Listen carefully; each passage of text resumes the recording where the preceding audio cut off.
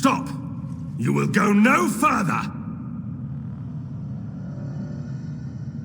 The righteous do not fear death. You have defiled our temple. You have spilled the blood of the faithful and slaughtered our young. No more. You will tell me now, intruder, why you have done all this. Why have you come here? To arms, my brethren, and Justice will grant us victory! Ready.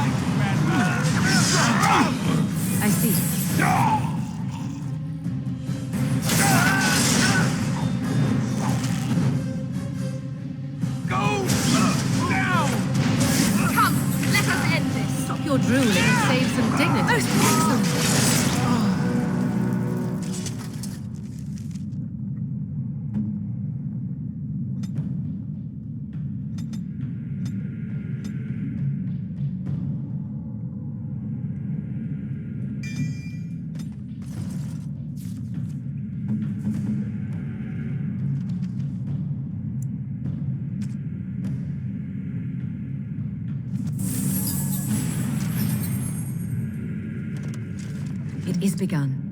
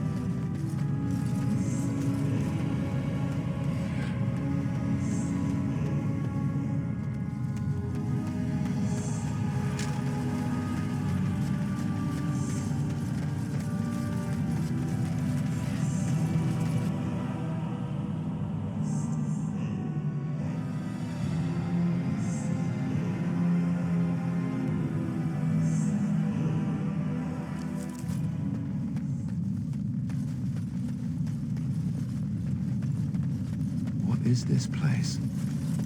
It's different from the rest of the ruins.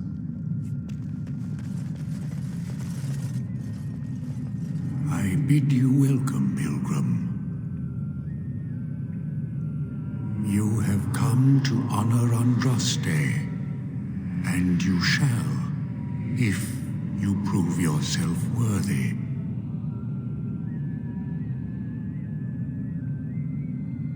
Still, you must prove yourself worthy. It is not my place to decide your worthiness. The gauntlet does that. If you are found worthy, you will see the urn and be allowed to take a small pinch of the ashes for yourself. If not,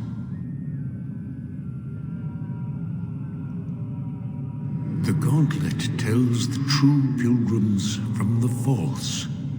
You will undergo 4 tests of faith, and we shall see how your soul fares.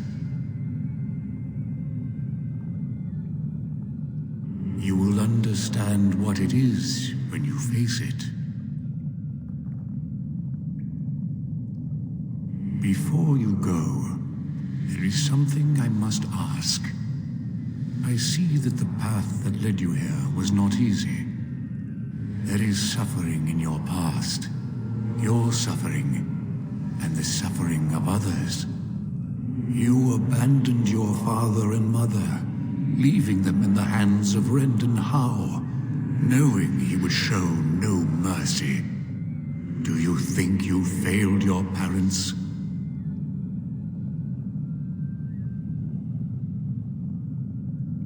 Then you do not dwell on past mistakes, neither yours nor someone else's. It's easy for others to judge what you've done in hindsight, but it doesn't make it any better. One wonders what this Guardian's purpose is. Be wary of his traps. Parshera, leave the past where it falls. You are too hard on yourself. No one's perfect. Is there any religion that does not thrive upon guilt, like a glutton at his lunch? No, I thought not. And what of those that follow you? Alistair, Knight, and Warden. You wonder if things would have been different if you were with Duncan on the battlefield. You could have shielded him from the killing blow. You wonder, don't you, if you should have died and not him? Yes. If Duncan had been saved and not me, everything would be better. If I just had the chance, maybe I... Demand whatever answers you want, Spirit. You came to this land as an observer, but you killed a family in a blind rage. Have you failed your people by allowing a Qunari to be seen in that light? I have never denied that I failed. And you, Morrigan, Flemeth's daughter, what? Begone, Spirit. I will not play your games. I will respect your wishes. The way is open. Good luck, and may you find what you seek.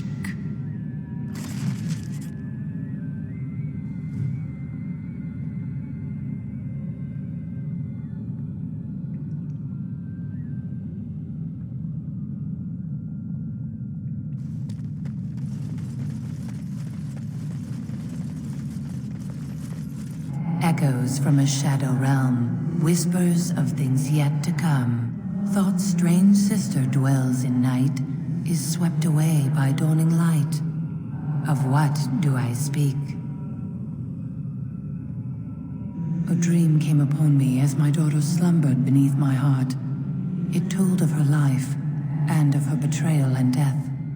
I am sorrow and regret. I am a mother weeping bitter tears for a daughter she could not save.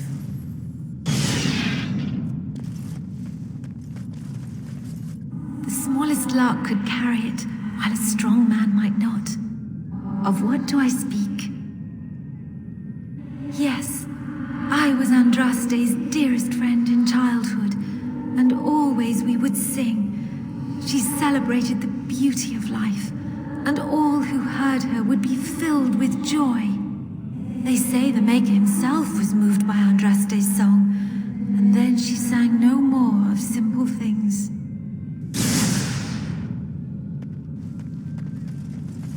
An eye for an eye, a tooth for a tooth. The debt of blood must be paid in full. Of what do I speak? Yes, my husband Hissarion would have chosen a quick death for Andraste. I made him swear that she would die publicly with her war leaders, that all would know the Imperium's strength. I am justice. I am vengeance. Blood can only be repaid in blood.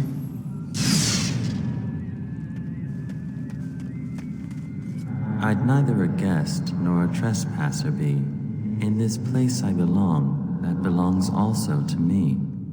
Of what do I speak? It was my dream for the people to have a home of their own, where we would have no masters but ourselves. The enemy of my enemy is my friend, and thus we followed Andraste against the Imperium. But she was betrayed, and so were we.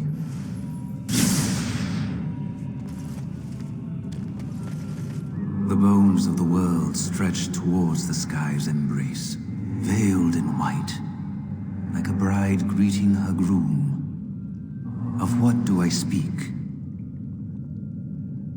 Yes, I carried Andraste's ashes out of Tevinter into the mountains to the east, where she could gaze ever into her Maker's sky. No more fitting a tomb than this could we find.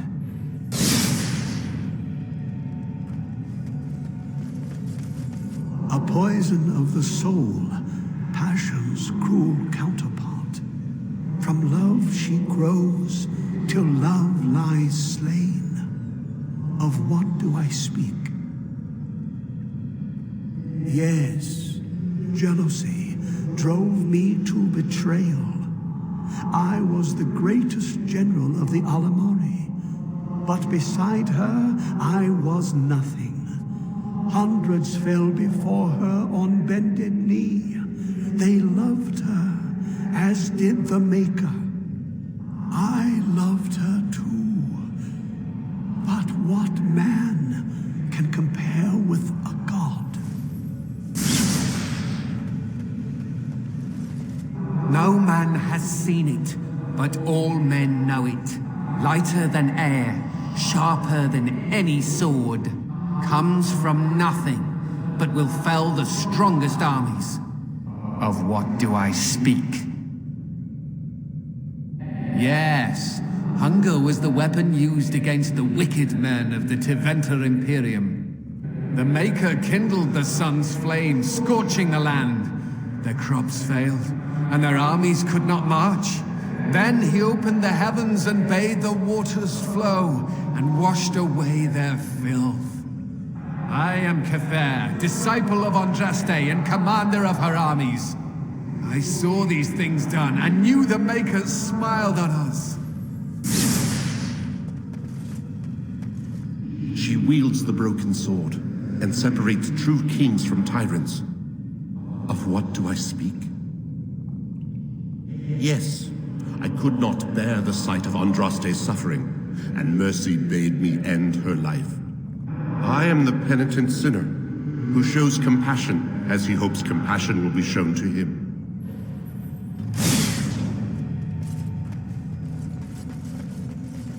My dearest child,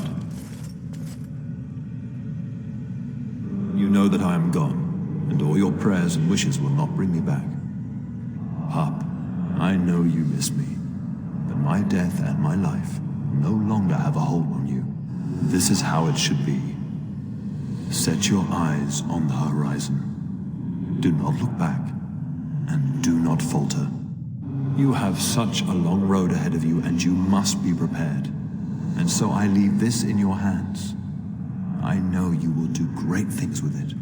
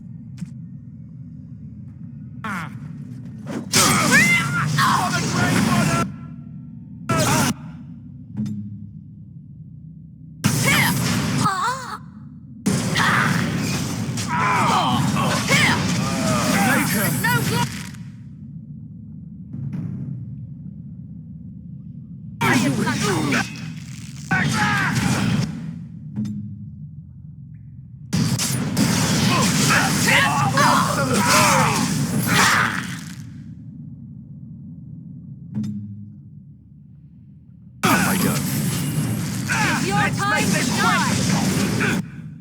Let's have at it!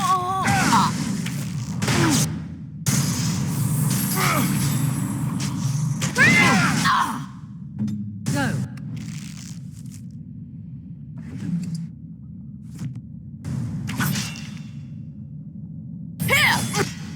Hopefully you do not fight as closely as you sound. Let's go! I shall send you. Is that the best you got? It's a gusher!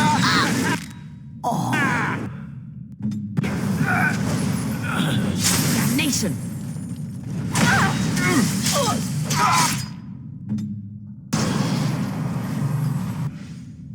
Damn you! You need help?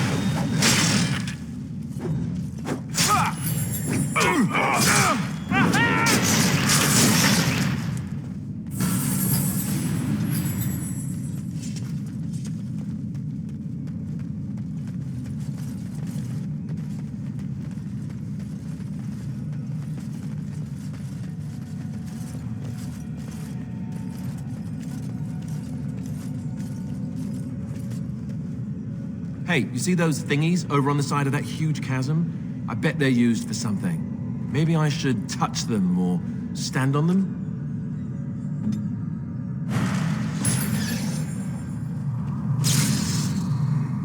Alistair here. Oh, look at that. I don't think it's solid enough to stand on, but it's a start.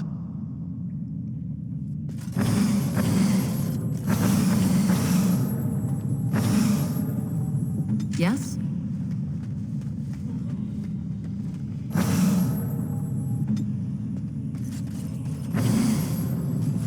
That's it! That's an actual bridge piece right there. If we can get all the bridge pieces to be solid, we can make it across.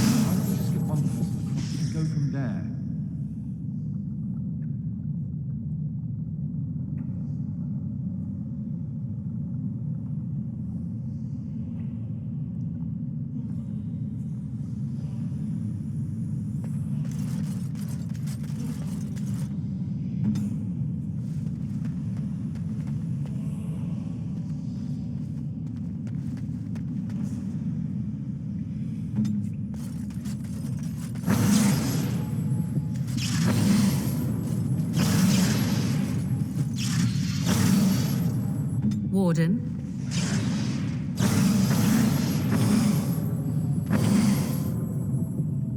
Here I stand.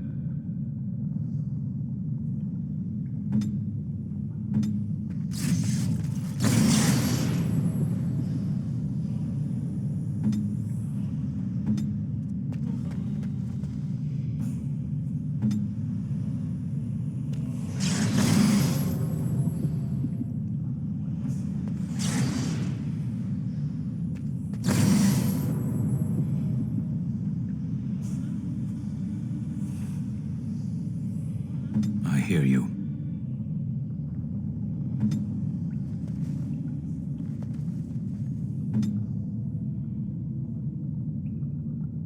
Your word?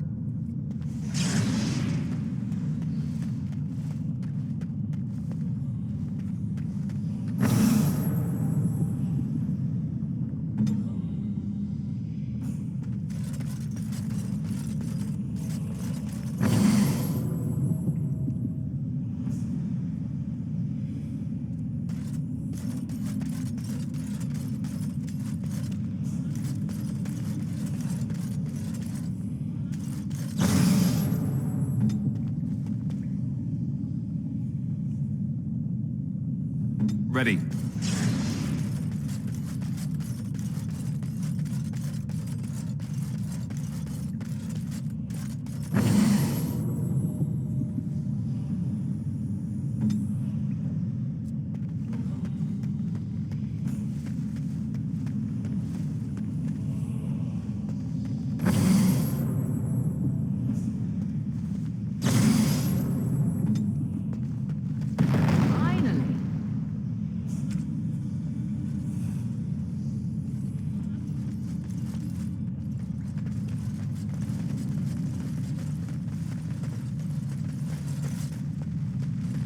By the Maker. It's the Urn of Sacred Ashes. That's it. That's really it.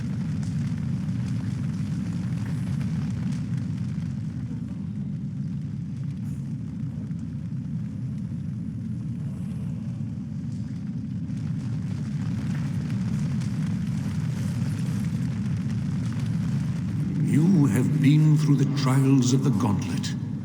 You have walked the path of Andraste, and like her, you have been cleansed. You have proven yourself worthy, pilgrim. Approach the sacred ashes.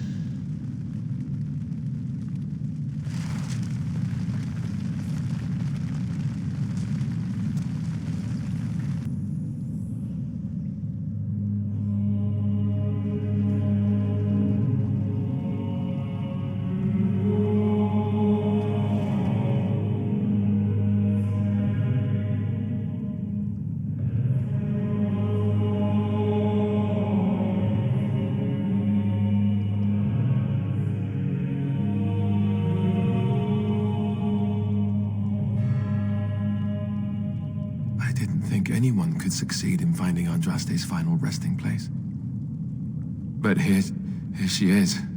I stand in awe. Really? Congratulations, you found a waste bin.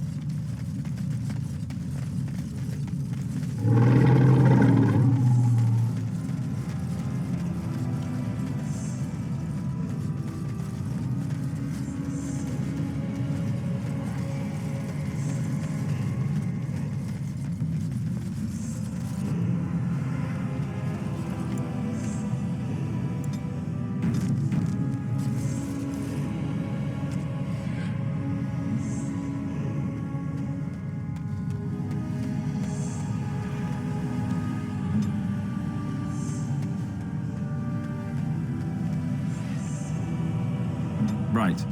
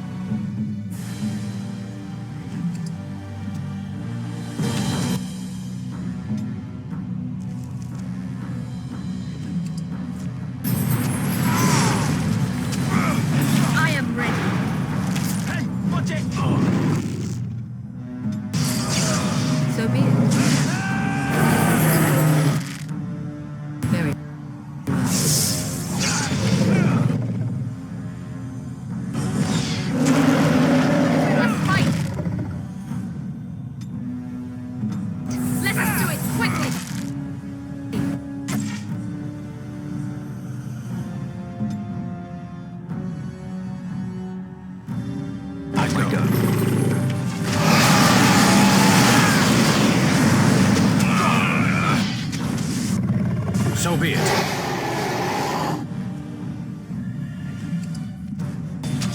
Quickly! We must fight! Cross me and you shall... Hey!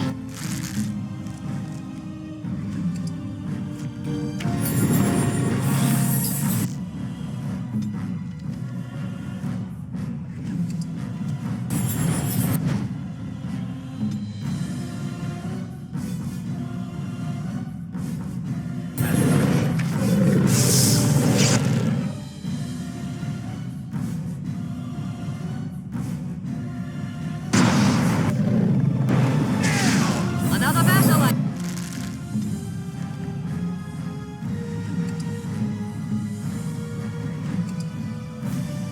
I see. Run while you can. Now you fall.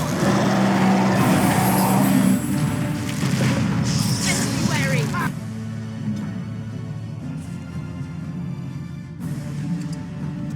I am ready. By the Maker.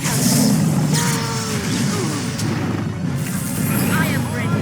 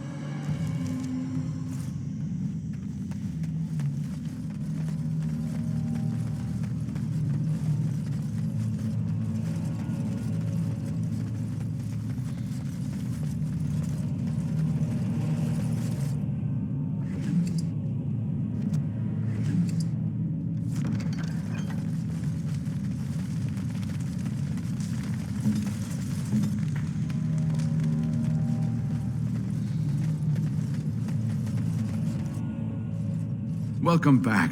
You were gone for quite some time. Well, did you find it? Is that? Oh, there's some dust on... No, that's not dust. Oh, Maker, I'm not worthy to look upon. What was it like, coming to the urn, I mean?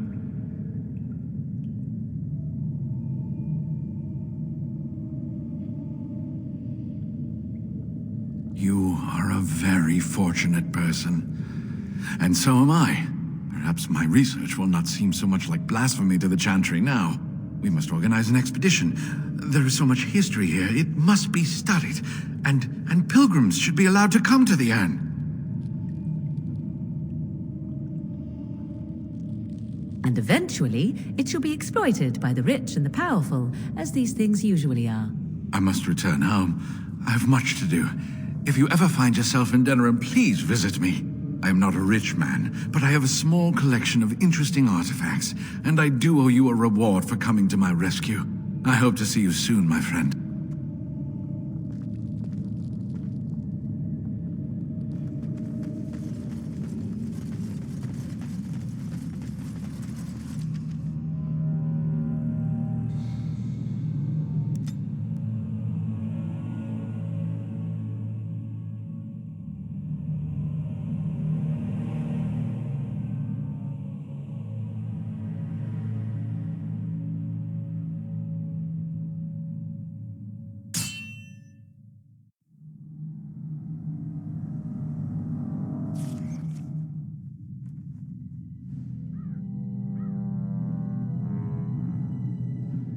Sire, I have more news.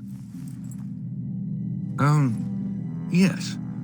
Well, it seems that the fighting has gone Enough. exactly as you... I would like to know what you intend to accomplish, Father. Should we not be fighting the Darkspawn instead of each other? The nobility should be brought into line and then the Darkspawn defeated. This is no true blight, Honora. Only Kaelin's vanity demanded it be so. Beg pardon, sire. But blight or no, we may not have the manpower to face the Darkspawn soon. Kaelin approached your legions for support, did he not? Never!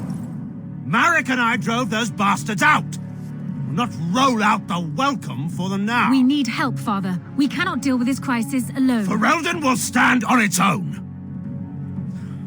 I will lead it through this, Honora. You must have faith in me. Did you kill Kaelin? Kaelin's death was his own doing.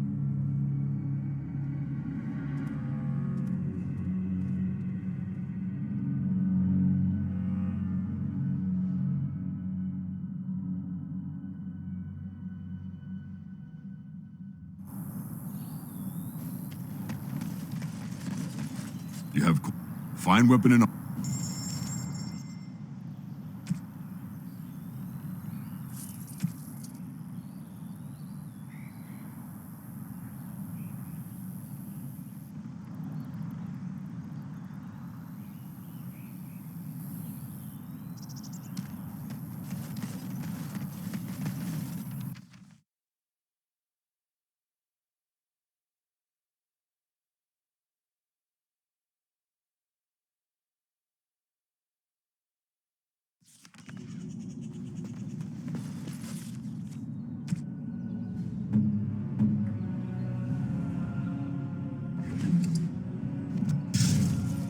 Your word?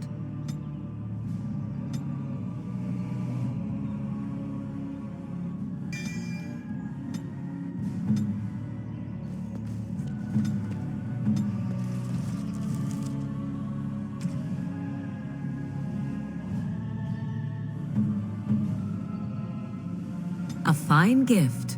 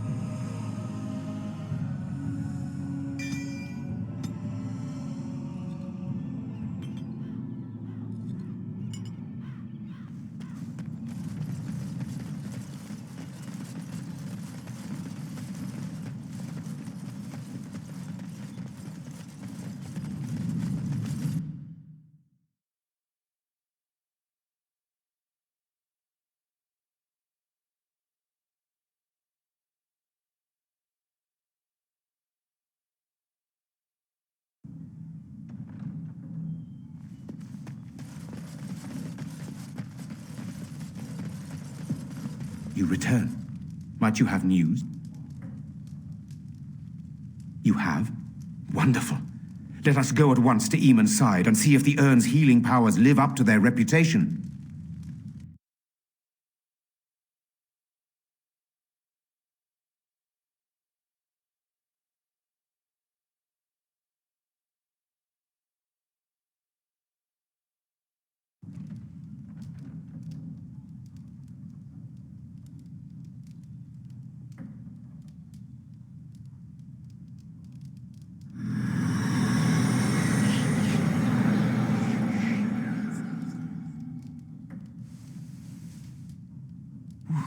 Where am I? Be calm, brother. You have been deathly ill for a very long time. Do you remember nothing? Tegan? What are you doing here? Where is Isolde? Much has happened since you fell ill, brother. Some of it will not be easy for you to hear. Then tell me. I wish to hear all of it.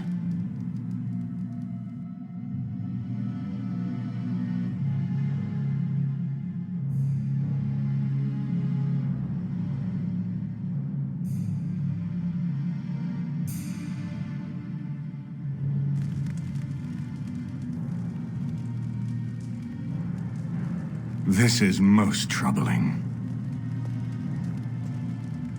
There is much to be done, that is true. But I should first be thankful to those who have done so much.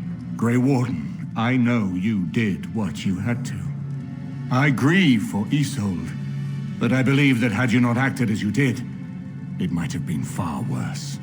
I am in your debt. Will you permit me to offer you a reward for your service? I understand, but regardless of your motivations, I feel you are worthy of a reward. I would like to honor your efforts, nothing more. Then allow me to declare you and those traveling with you champions of Redcliffe. You will always be a welcome guest within these halls. And for you, Warden, a shield of the same make as those that have been given to our finest knights. We should speak of Loghain, brother. There is no telling what he will do once he learns of your recovery. Loghain instigates a civil war even though the Darkspawn are on our very doorstep. Long I have known him. He is a sensible man, one who never desired power. I was there when he announced he was taking control of the throne, Eamon. He is mad with ambition, I tell you. Mad indeed. Mad enough to kill Cailan, to attempt to kill myself and destroy my lands. Whatever happened to him, Loghain must be stopped. What's more, we can scarce afford to fight this war to its bitter end. I could unite those opposing Loghain, yes. But not all oppose him. He has some very powerful allies. We have no time to wage a campaign against him. Someone must surrender if Ferelden is to have any chance at fighting the Darkspawn. I will spread word of Loghain's treachery, both here and against the king. But it will be but a claim made without proof. Those claims will give Loghain's allies pause, but we must combine it with a challenge Loghain cannot ignore. We need someone with a stronger claim to the throne than Loghain's daughter, the Queen. Are you referring to Alistair, brother? Are you certain? I would not propose such a thing if we had an alternative, but the unthinkable has occurred.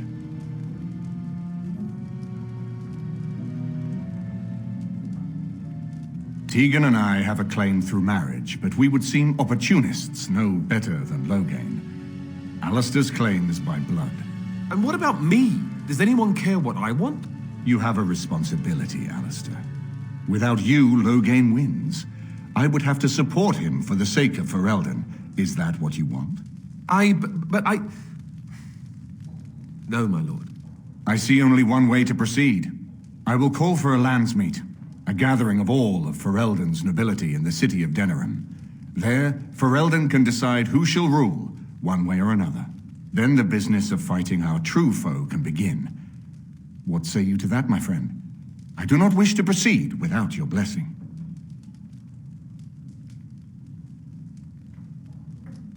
That depends. If we cannot get a consensus in the landsmeet for Alistair, we cannot afford to oppose Loghain either. Does that mean Loghain could win? A man who killed his own king, who has gone mad with power? Perhaps. We must see that he does not. I hope that's a joke. I hope it does not come to that. If you are suggesting surrender, consider that he has already sought your death. You think he will spare you, knowing what you know? I'm not sure that would help our cause. We would become the criminals, and our accusations would become excuses. Furthermore, I'm not even certain where Loghain might be. Unless we convince some of Loghain's allies to abandon him, that's not likely to happen. Our army is not large enough. As a Grey Warden, you may gather allies to you, but we need those forces to face the Darkspawn, not to battle against our own. Why do you think he had me poisoned? He wanted me gone without having to confront me directly. If I call for a landsmeet, refusing the compromise and attacking Redcliffe will only support our accusations. I'm sure he'd rather I died from the poison. Had the demon not interfered, that's exactly what would have happened. You still have allies to seek out to help us against the Darkspawn. I can hold off traveling to Denerim until you are ready, but the Landsmeet is our only option. We could attempt to wage a military campaign against Loghain, but even if we win, would we have enough left to defeat the Darkspawn? No, but neither would Loghain. Perhaps Loghain gambles on this attitude, that everyone will decide facing the Darkspawn is more vital than facing him, so that he leads us against the Horde. Very well. I will send out the word. But before we proceed, I believe there is the matter of the mage, my son's tutor. He still lives, I understand. He does. He is in the dungeon, brother. Have him brought here, Tegan. I wish to see him. Jowan, what you have done is not in question. You tried to assassinate me and set into motion a series of events that nearly destroyed everything I cherish. What have you to say in your own defense? Nothing, my lord. Other than to say I am sorry. I expect no mercy for what I've done. I see. Grey Warden, have you anything to say on Jowan's behalf? You damn him with faint praise, I see. Then there is nothing more to say. Jowan, I hereby sentence you to death. May the Maker show you the mercy we cannot. Thank you, my lord. Now, back to the matter of the Landsmeet. It will take some time to recall my forces and organize our allies. I would prefer to wait until that is done before calling the Landsmeet. In the meantime, I suggest you pursue the remainder of the Grey Warden treaties. We will need all the allies we can get if we are to defeat the Darkspawn Horde.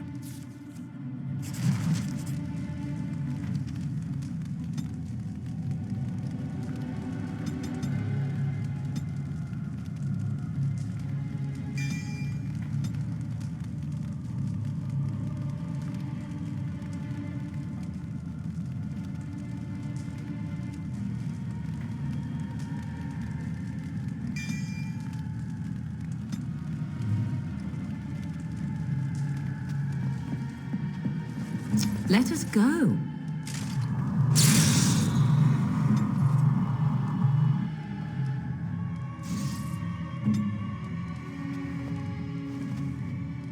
So, all this time we've spent together, you know, the tragedy, the brushes with death, the constant battles with the whole blight looming over us. Will you miss it once it's over? I know it might sound strange, considering we haven't known each other for very long, but I've come to care for you a great deal. I think maybe it's because we've gone through so much together. I don't know. Or maybe I'm imagining it. Maybe I'm fooling myself. Am I? Fooling myself? Or do you think you might ever feel the same way about me? So I fooled you, did I? Good to know.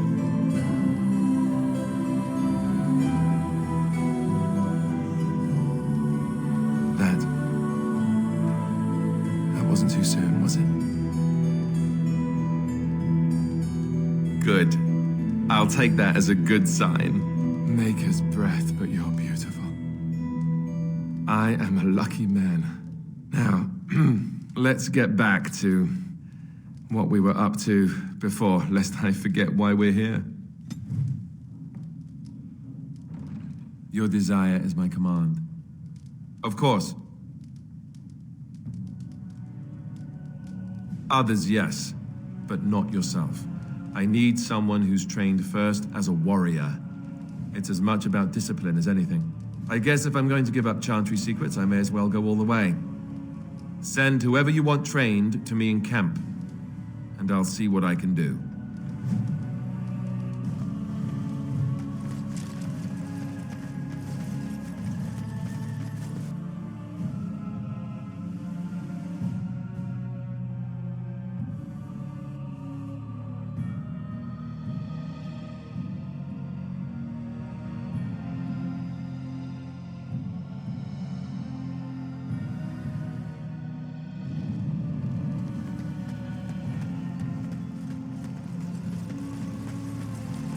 Get back into it! Do you think you're swinging a broom?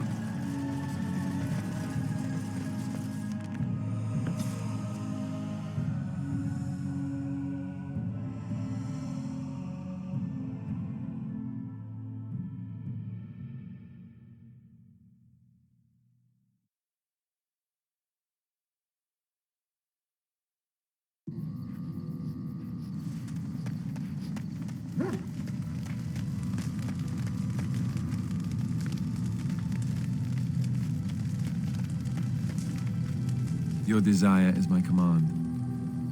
Of course. Such as they are. That's a good question. There's plenty in Orlais, but who knows where they might be found. And the nearest Orlesian city is weeks away. If we go north and cross the sea, there's bound to be some in the Free Marches. Again, however, I just don't know where. I don't know anything about Grey Wardens in other lands. Here in Ferelden, there's our compound in Denerim at the palace, but that's it. Loghain will have control over that and be watching it, no doubt. Beyond that, the only place I know of is Weishout Fortress. That's the headquarters of all Grey Wardens in the Anderfells, 1,000 miles from here. But I've no idea how to even contact them. So unless we try to get back to the compound in Denerim, I suppose the answer is no. There's nowhere for us to go. I imagine that eventually the Grey Wardens outside of Ferelden will wonder what's happened. Why there's no contact from Duncan or someone. They'll send someone eventually.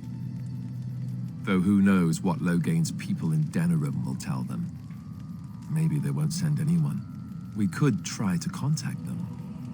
But that would mean leaving Ferelden, and even if we did, they couldn't come back with us in time to stop the Blight.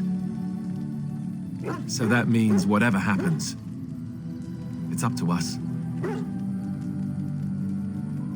I mean, eventually we would have to use the joining to make more Grey Wardens, right? But I don't know how to do the joining, or what's involved. I know it involves lyrium and some other magic, and that it's really difficult to prepare, but that's it. Unless we can find out more about the joining, I guess we better get used to the idea that there might only be 2 of us for now. Until more come from elsewhere. About the Grey Wardens, anyhow. Fair enough. Your desire is my command. Of course. Same way you did. You drink some blood, you choke on it, and pass out. You haven't forgotten already, have you? I do my best. What can I say? Let's see, I was in the Chantry before. I trained for many years to become a Templar, in fact. That's where I learned most of my skills.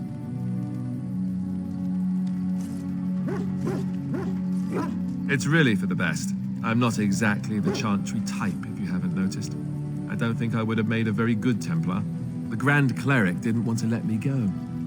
Duncan was forced to conscript me, actually, and was she ever furious when he did. I thought she was going to have us both arrested. I was lucky. I wondered that myself. It's not as if she valued me highly.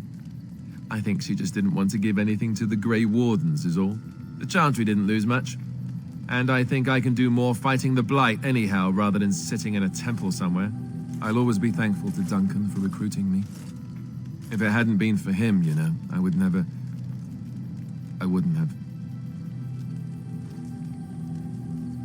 No, it's... I'm sorry. I shouldn't be... It's fine. He died a hero. They all did. Come on, let's go. I think I'm done talking. Your desire is my command. Of course. You mean other than becoming a Grey Warden? You know, I asked Duncan this too, and all I got was, "You'll see." Oh, it's not that Duncan wants to keep it a secret. It's just that the Grey Wardens don't discuss it much. I gather it's not a pleasant topic. The first change I noticed was an increase in appetite. I used to get up in the middle of the night and raid the castle larder. I thought I was starving. I'd slurp down every dinner like it was my last, my face all covered in gravy. When I'd look up, the other Grey Wardens would stare, then laugh themselves to tears. Really? Because I was watching you wolf down food the other day, and I thought, ooh, it's a good thing she gets a lot of exercise. I'll say. I didn't mean it like that. No, don't hit me. I bruise easily. Oh, and then there were the nightmares. Duncan said it was part of how we sense the Darkspawn. We tap into their, well, I don't know what you call it, their group mind. And when we sleep, it's even worse. You learn to block it out after a while, but at first it's hard. It's supposed to be worse for those who join during a blight. How is it for you? Some people never have much trouble, but that's rare. Others have trouble sleeping their entire life. They're just more sensitive, I suppose. Everyone ends up the same, though. Once you reach a certain age, the real nightmares come. That's how a Grey Warden knows his time has come. Oh, that's right. We never had time to tell you that part, did we? Well, in addition to all the other wonderful things about being a Grey Warden, you don't need to worry about dying from old age. You've got 30 years to live, give or take. The Taint, it's a death sentence. Ultimately, your body won't be able to take it. When the time comes, most Grey Wardens go to Orzammar and die in battle rather than waiting. It's tradition. You'll always find Darkspawn down where the dwarves are. The oldest Grey Wardens head to the deep roads for one last glorious battle. Not that there's a shortage of Darkspawn during a blight, but that's the tradition. The dwarves respect us for it. And you wondered why we kept the joining a secret from the new recruits. There you have it.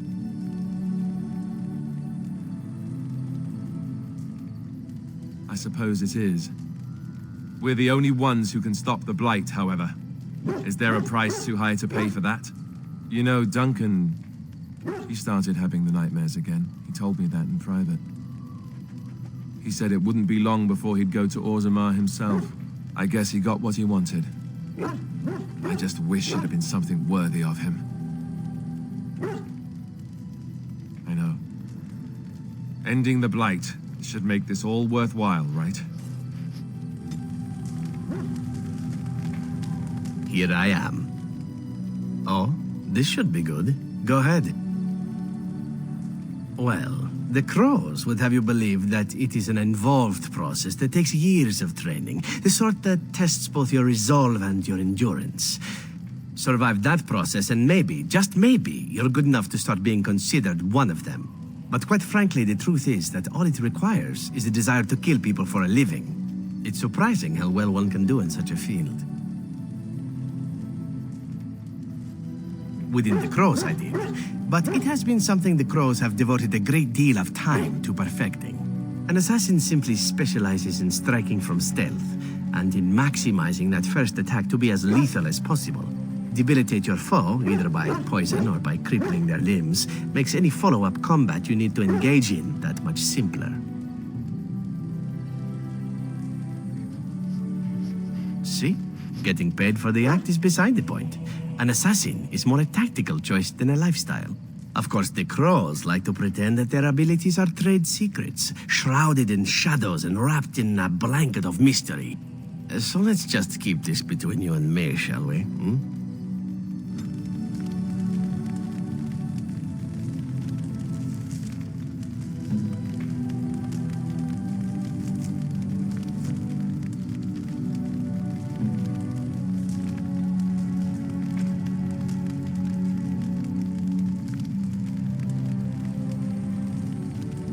I shall treasure it.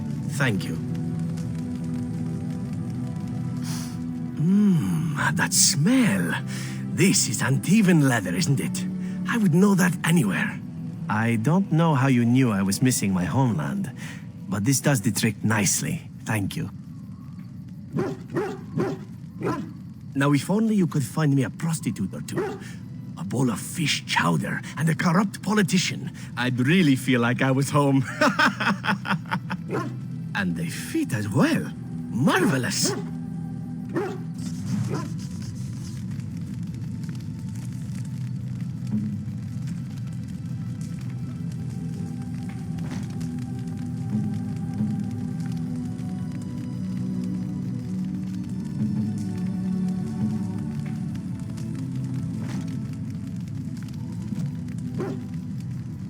I've a question, if I may. Well, here's the thing. I swore an oath to serve you, yes? And I understand the quest you're on, and this is all very fine and well. My question pertains to what you intend to do with me once this business is over with, as a point of curiosity.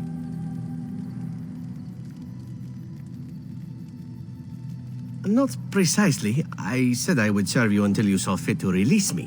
One simply assumes that once your Grey Warden business is finished, you would have no need of an assassin to follow you about. Am I wrong? Indeed. I might even be glad to call myself such, come to think of it. It is good to know what my options might be, but that is for another time. For now, we have much to do, yes? What say you? I suppose the crows are already furious, yes? What harm is another tweak to their nose? If you wish to be trained in the basics of an assassin, I can certainly show you. Or anyone else who is also a rogue. It shall be fun. I will make it fun, I promise. What say you? Not everyone, but a beautiful woman like yourself. Why not? I'm sure you draw many stares from men and even other women. Does this bother you? Then I shall stop. Please accept my apologies. Now that that is out of the way, shall we move on? With my eyes fastened elsewhere, I assure you.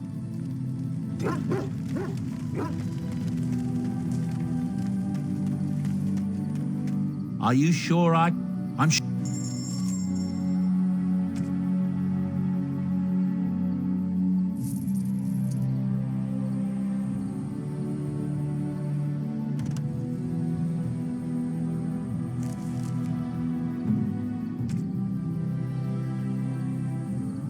I shall treasure it. Thank you.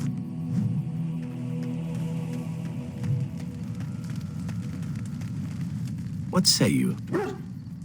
By all means. Well now, I imagine that's a very fair question. Being an assassin, after all, is a living, at least as far as such things go. I was simply never given the opportunity to choose another way. So if that choice presents itself, why should I not seize upon it? To be truthful, I didn't even know the crows existed when I joined them. I was but a boy of 7 when I was purchased, for 3 sovereigns, I'm told, which is a good price, considering I was all ribs and bone and didn't know the pommel of a dagger from the pointy end. The crows buy all their assassins that way. Buy them young, raise them to know nothing else but murder, and if you do poorly in your training, you die.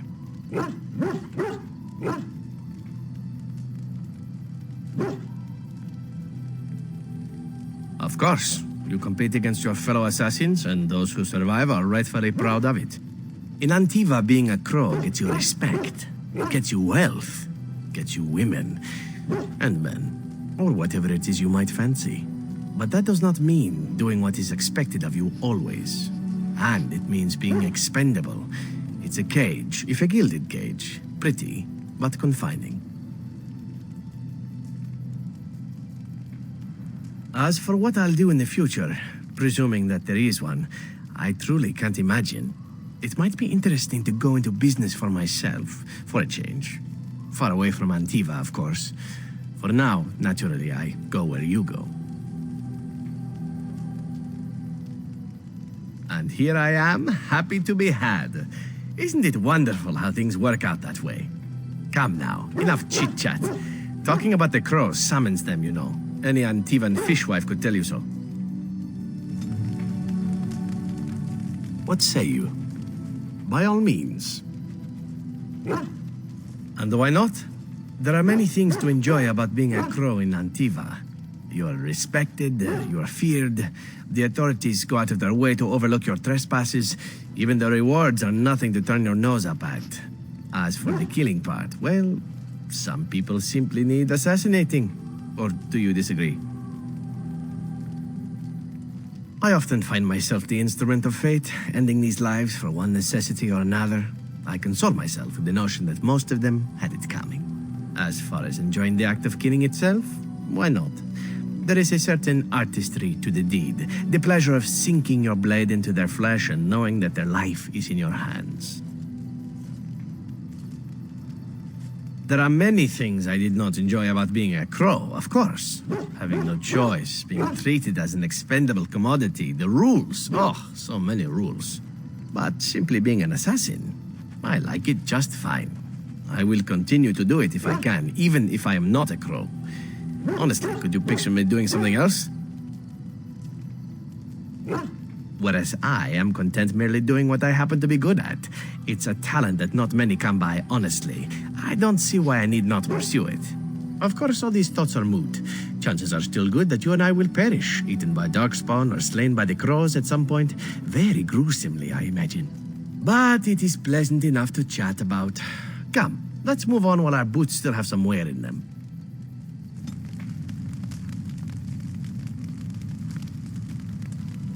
What say you? By all means.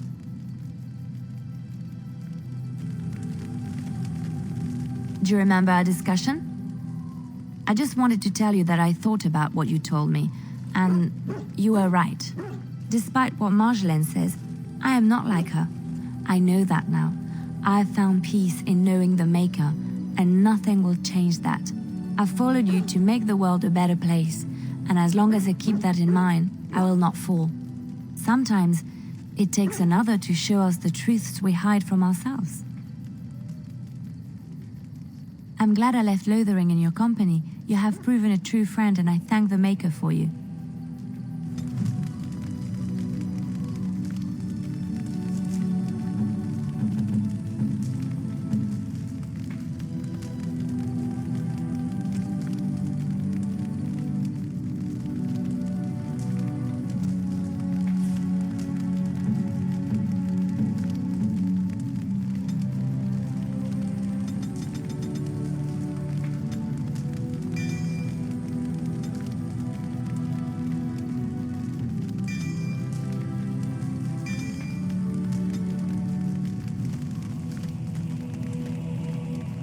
Yes.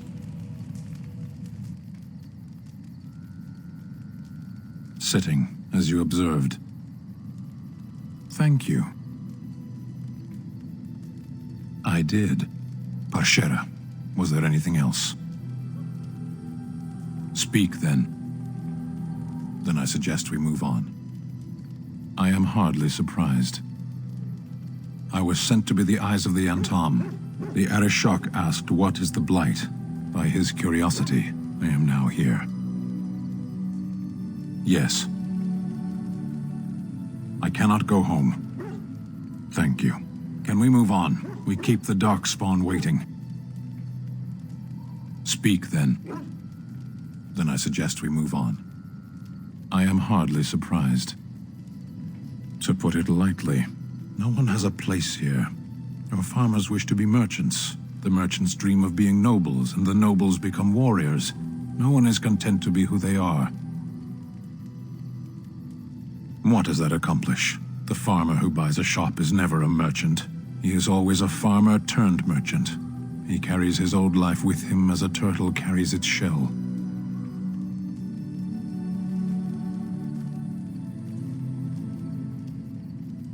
Meant by whom? And if that were indeed his purpose, why did that mysterious source of meaning not make him so to begin with? Destiny? Destiny is superstitious nonsense. Life is not a journey that ends with you arriving or not arriving at the proper destination. Life is what you do. Life is the duties you fulfill.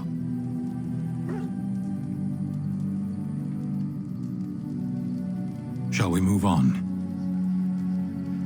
There is interesting food here. You have a thing. It doesn't have a word in the Kunari tongue. Little baked things like bread, but sweet and crumbly. Yes, we have no such things in our lands. This should be remedied. Shall we move on? Perhaps. It's strange to be in a crowd and hear a language that is not your own. To see faces that are and aren't like yours. I miss the smells of Saharon. Tea and incense and the sea. Ferelden smells of wet dogs. Skunks don't mind the smell of other skunks either. Shall we move on?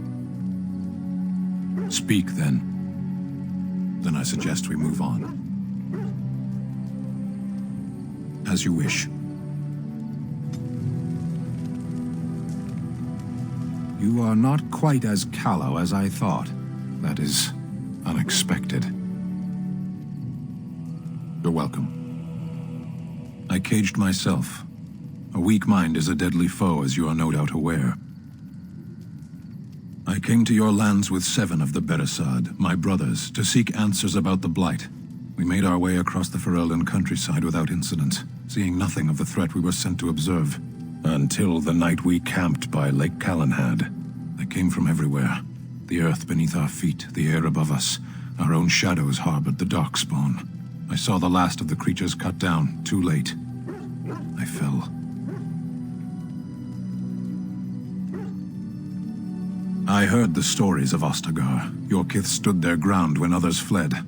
No one can do more than that.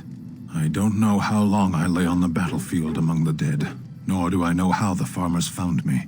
I only know that when I woke, I was no longer among my brothers, and my sword was gone from my hand. Perhaps. I searched for it, and when that failed, I asked my rescuers what had become of it. I killed them. With my bare hands. I did. I knew they didn't have the blade. They had no reason to lie to me. I panicked. Unthinking, I struck them down. I know I cannot justify what I have done. My honor is forfeit. That sword was made for my hand alone. I have carried it from the day I was set into the Beresad. I was to die wielding it for my people. Even if I could cross Ferelden and Tevinter unarmed and alone to bring my report to the Arishok, I would be slain on sight by the Antam. They would know me as soulless, a deserter. No soldier would cast aside his blade while he drew breath.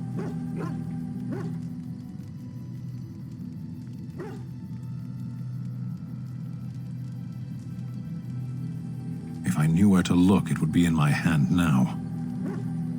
Near Lake Calenhad. Perhaps those words are empty, but thank you all the same.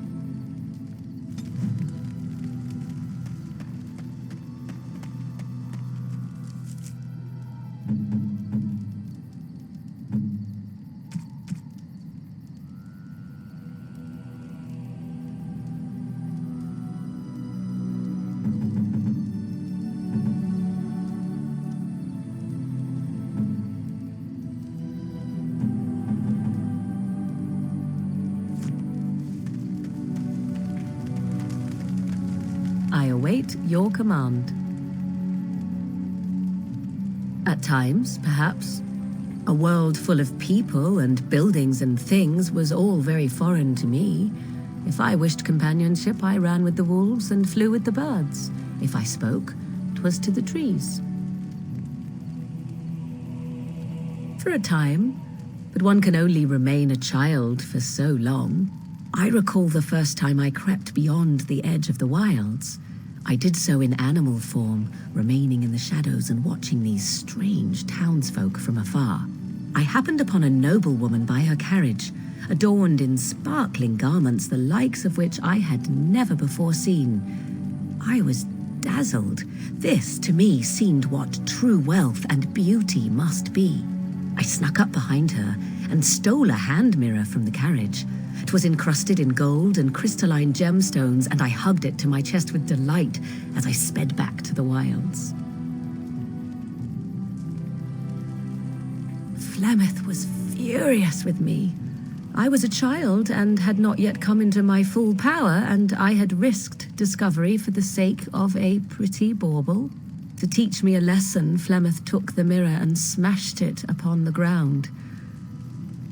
I was heartbroken.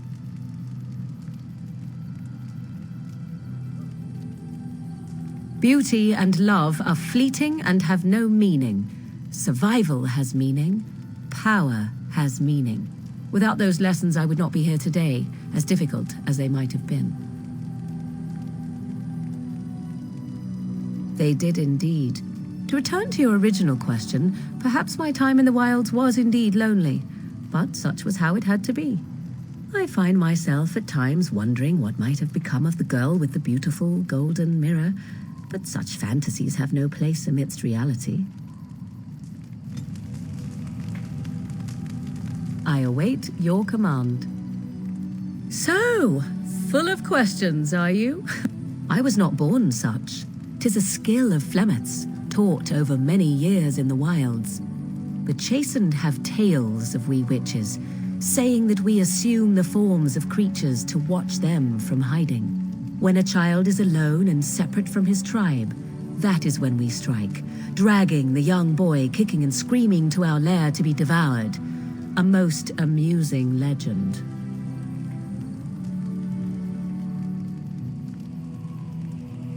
Changing her form, certainly. Devouring lost children, I cannot say. She has not done it in my experience, though in truth my lifespan is but a fraction of her own. Why do you ask? Is there something specific you wish to know? The form of an animal is different from my own. One may study the creature, learn to move as it does, think as it does. In time, this allows one to become as it is. I gain nothing by studying another human. I already am the same as they are. I learn nothing. So the answer is no, my human form is the only one I possess. Anyone with sufficient will, but the act of transformation is a magical one. 'Tis a spell and thus requires a mage's talents. If you had a notion to learn such a skill for yourself, sadly, you must remain disappointed. There were nights when the wilds called to me, 'tis true. You look upon the world around you and you think you know it well. I have smelled it as a wolf, listened as a cat, prowled shadows that you never dreamed existed. But my life is as a human. I am under no illusions to the contrary. They do not shy away from me. To their senses, I believe I seem like any other of their species. As to what they think, I truly cannot say. Just as I am still human, no matter my form, they are still animals. Thus they cannot speak, even were I to ask. No, 'tis not unheard of in the remote corners of the world. There are traditions of magic outside of the circle of magi, despite what those mages would have you believe. Some of these traditions are old, indeed, passed down as carefully guarded lore from one generation to the next. The zealots of the chantry would uproot all such practitioners if they could, but as luck have it, some still exist. My mother is such a one. I am surprised you think so. Still, 'tis a pleasant thing to hear. Indeed. Have you an opinion on my abilities, then? Am I an unnatural abomination to be put to the torch? A most practical opinion. Far more so than any man I have spoken to. But enough of such talk. Let us proceed, lest the dust gather on us. I await your command. So, full of questions, are you?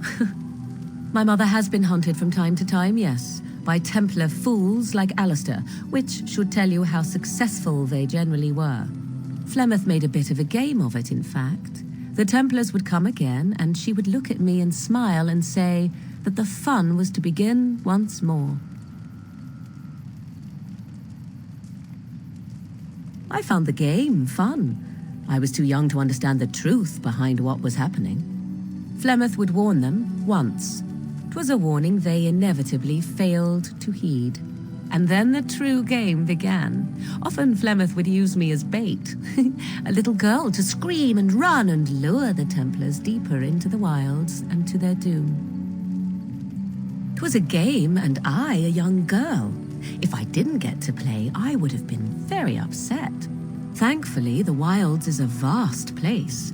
Once they found us, Flemeth would simply move us elsewhere, and we would be lost within the forest once again. I did not understand the danger we faced until I was much older. I had never heard of apostates or maleficarum.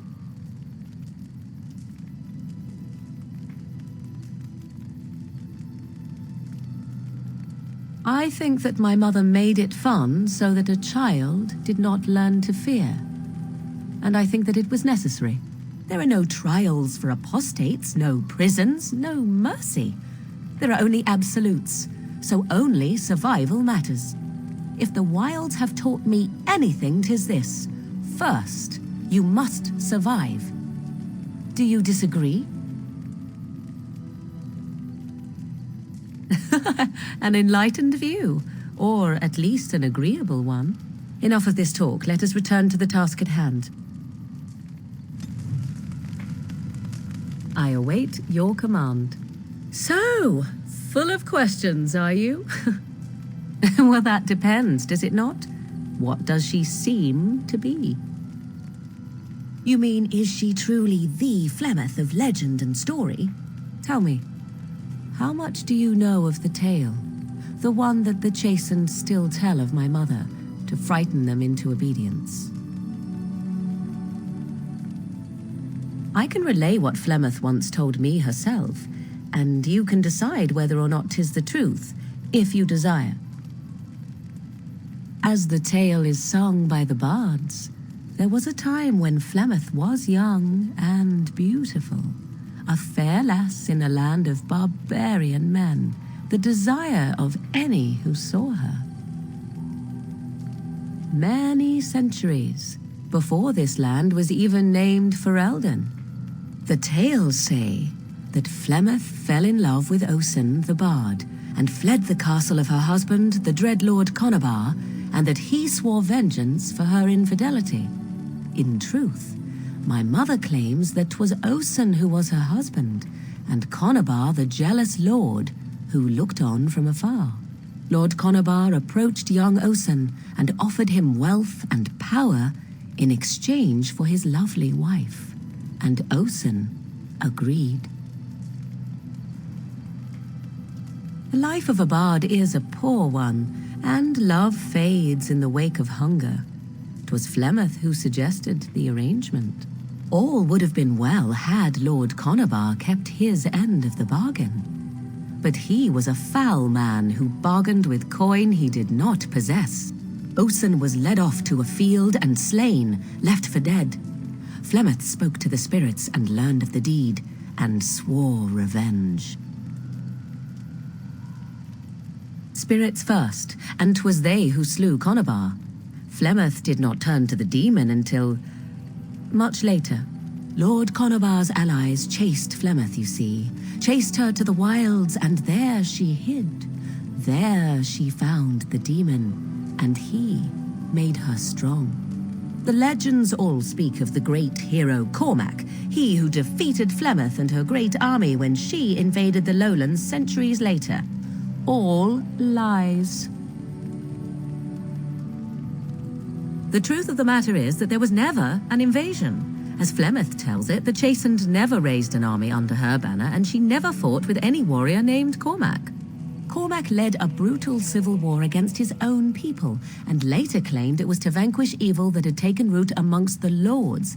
Thus, he was hailed a hero. Flemeth was only attached to the legend much later. Perhaps 'twas due to the great war with the Chastened that eventually came, but Mother claims not to know how it began. The demon within her has transformed her into something else. An abomination, perhaps some would say. I know not. I only know my mother is clever, and she is part of the wilds as it is part of her. But she is no immortal. She bleeds. A blade in her heart would kill her like any other, were it lucky enough to find her.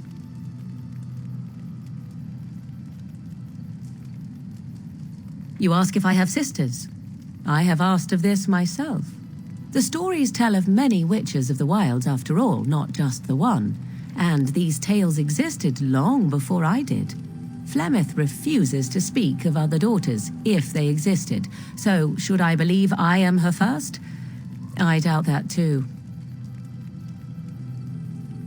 The Chastened tell of a falling out between Flemeth and her daughters. They say that one day she hunted them all through the wilds and ate their hearts. It may be true.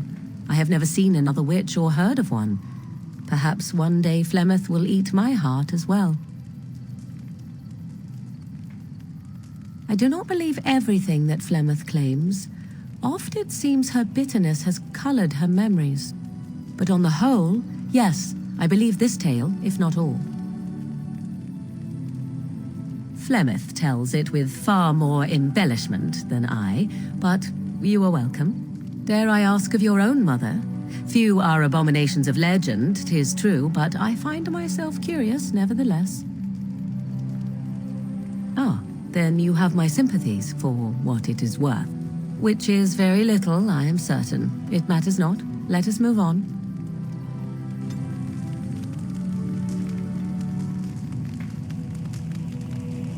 I await your command. So, full of questions, are you? I assume you were actually asking whether Flemeth herself gave birth to me. Truly, I do not know. I once asked Flemeth that very question, and she merely laughed at me. 'Tis not inconceivable that she could capture a chastened man, or perhaps change to a more attractive form to attract him willingly. I find it more difficult to imagine her with child. It seems likely, does it not? In an animal form, a babe could easily be spirited away and raised as Flemeth's own. I do know the tales of Flemeth having many daughters, even though I have never met another, and Flemeth has always treated me as her blood.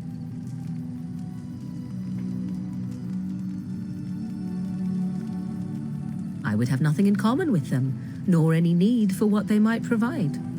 Flemeth taught me everything I needed to learn. How to survive, the meaning of power, the truth of men. If other mothers do not teach these things, then I believe them the lesser. You suppose it's true? 'Tis true. To indulge in love is to indulge in delusion. Surely a Grey Warden such as yourself does not believe otherwise. And I am glad to hear it.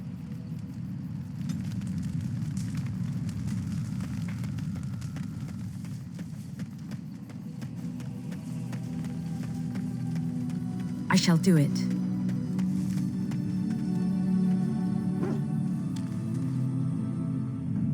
Yes. Indeed. Yes. Ferelden. Yes.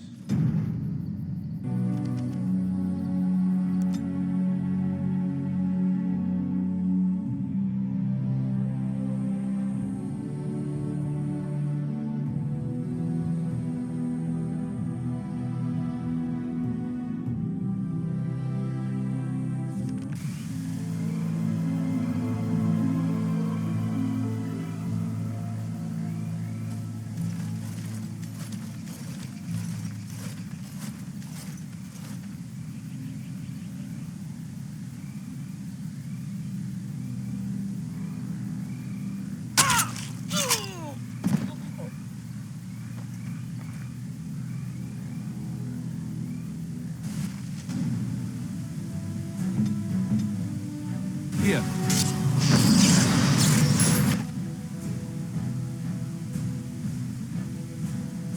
Very well.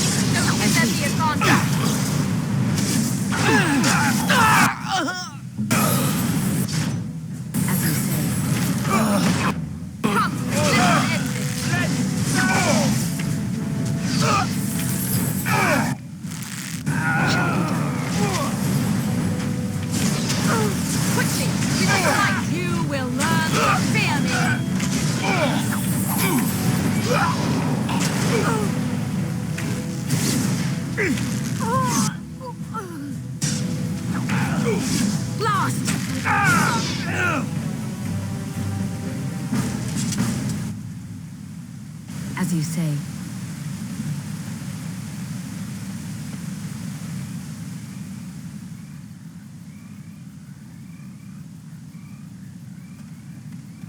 Thank you. I didn't expect the band's men to notice my escape so quickly. I tried to hide here in the woods, but there wasn't time. And now I'm a dead man. You were there in Ostagar. You know how things went. For me, it was either this, or die in some darkspawn's belly, or be hung as a deserter. You were there with the Grey Wardens, one of Duncan's new recruits. I was to guard the king. He was my friend, understand? Maker. All that time in Ban Loren's prison.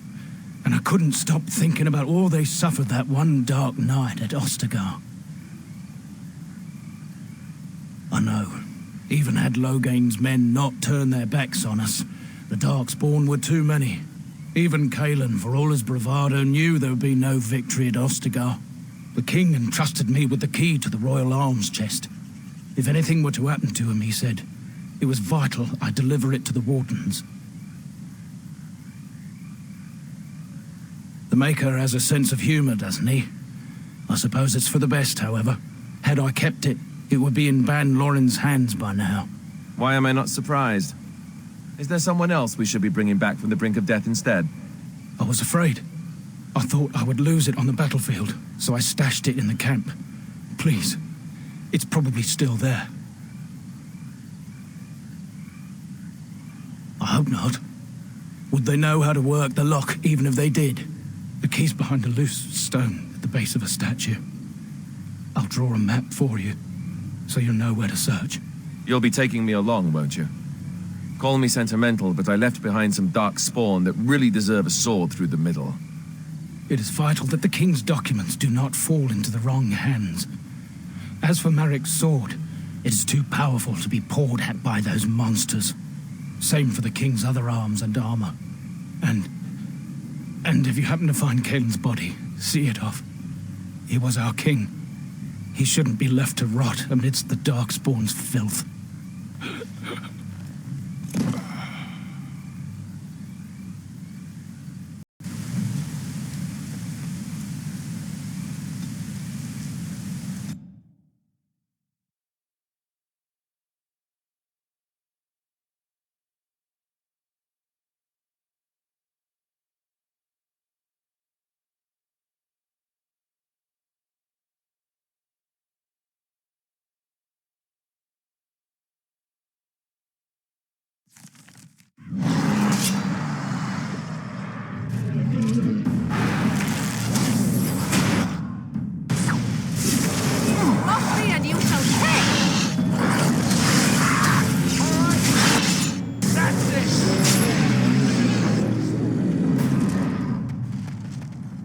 To hand it to the Darkspawn, they sure know how to make a place feel desolate and foreboding.